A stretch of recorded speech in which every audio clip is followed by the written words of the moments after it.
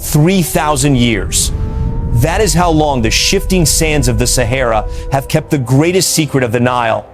It is the story of a pharaoh the Egyptians believed could not die. His name was systematically scrubbed from every temple wall, his tomb sealed not just with rock, but with forbidden rituals, and any who sought to break that seal vanished into the forgotten history he left behind. This is the story of the pharaoh who defied the god of death, and the legacy buried for millennia. He was born in the final throes of the Old Kingdom, a time when the sacred Nile grew thin, the harvests failed, and the priests lost faith in the traditional gods. The ancient texts call him Sekhem-Ka, meaning powerful of soul. From the moment of his birth, the priests whispered, he bore the mark of Duat, the world of the dead. It was said that on the night he entered this world, a single eerie blue celestial light pierced the darkness, lasting just moments, signaling a soul unbound by the laws of life and decay. He did not walk the traditional path.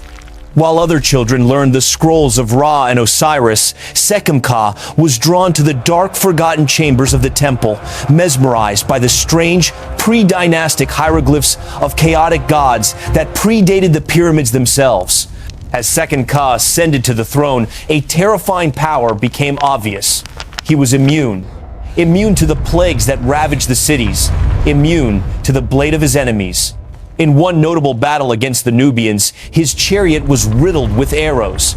Yet, when his guards pulled him from the wreckage, they found him untouched. The few wounds he did sustain would close before their very eyes.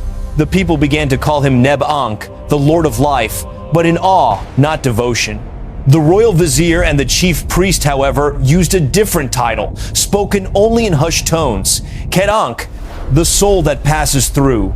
They realized his power was not a gift from Ra, but a chilling deviation from the natural order of Ma'at, the cosmic balance.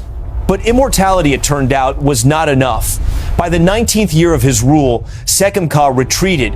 He became obsessed with a single, forbidden text, the ritual of eternal breath, a ceremony erased from history by the great pharaohs because it promised life without an afterlife. This ritual was designed not to grant passage to Osiris, but to anchor the soul eternally to the physical world, creating a being that could not die, but could not truly live. Deep beneath the capital, in a chamber built before history began, Sekhem-Ka performed the terrible rites. For 3 days and 3 nights, the royal guards heard unnatural vibrations beneath the stone, followed by a sudden, agonizing silence. He was making a choice, exchanging humanity for endless, sterile existence. On the 4th night, the silence was broken by a powerful, echoing scream from deep underground, followed by the sound of immense stone grinding. It was the sound of a new tomb being sealed. The desperate priests arrived at the site to find a fresh, massive limestone block closing the entrance. But the seal, the mark of the pharaoh himself, was placed from the inside. The final surviving priest recorded the message Sekhem-Ka left carved on the closing stone. I shall return when the breath of the world ceases. It was not a promise of resurrection, but a terrible warning. The light of the oil lamp was extinguished, plunging the world into a new era of shadow. What followed was the Great Purge. The ruling council ordered every trace of Sekhem-Ka destroyed. Statues were smashed, records burned, his name replaced with the title, the Nameless One. This gap in the records became known as the Time of No Kings. Historians and archaeologists today still debate the trauma that caused this unified act of erasure, but the fear persisted. Then, in 1923, a tiny, almost overlooked carving was found in the foundation of a collapsed temple. It showed not Sekhem-Ka, but the location of his sealed chamber and a terrifying inscription: "The Pharaoh of Shadows still breathes." For centuries, this knowledge remained hidden, locked away in an obscure text. But in the late 20th century, modern archaeology brought a new set of tools to the ancient desert. Using advanced ground-penetrating radar, a team located a massive, unnatural void beneath the sand, a chamber far deeper and more isolated than any known royal tomb. The discovery itself was a challenge. The entrance was unlike any structure built during the time of the pyramids. It was older, darker, and sealed with a finality that spoke of desperation. It took weeks of grueling excavation before the stone doorway was fully exposed. And that's when the team found the warning, a small, almost illegible carving showing the tomb's unique design, a design meant to be open from the outside, but sealed from the inside.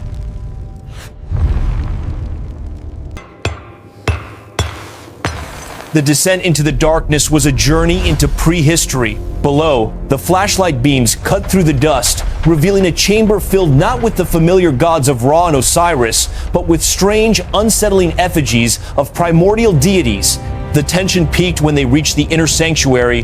The great sarcophagus was magnificent, covered in shimmering gold and lapis lazuli. But the seal on the burial chamber was strange, a black, hardened resin that seemed to resist their tools. As they carefully breached this seal, a thin wisp of cool smoke escaped the first breath of the outside world in 3 millennia. The inner chamber glowed with an unnatural light, culminating at the feet of the golden sarcophagus, which appeared almost intact.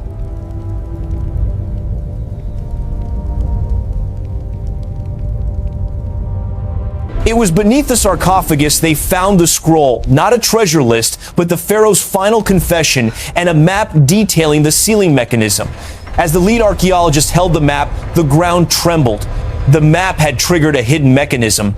The chamber, stable for 3,000 years, began to fail. Stone groaned, dust rained down, and the archaeologists faced a terrifying truth.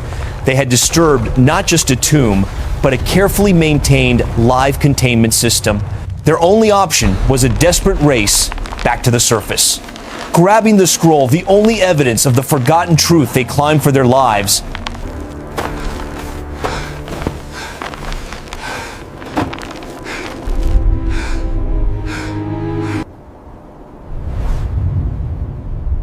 Bursting into the desert light, they escaped the tomb just as the entrance violently collapsed behind them, sealed once again by the shifting earth. The secret had tried to consume its discoverers. They were left with one final, terrifying piece of evidence, the scroll detailing the pharaoh's intended return.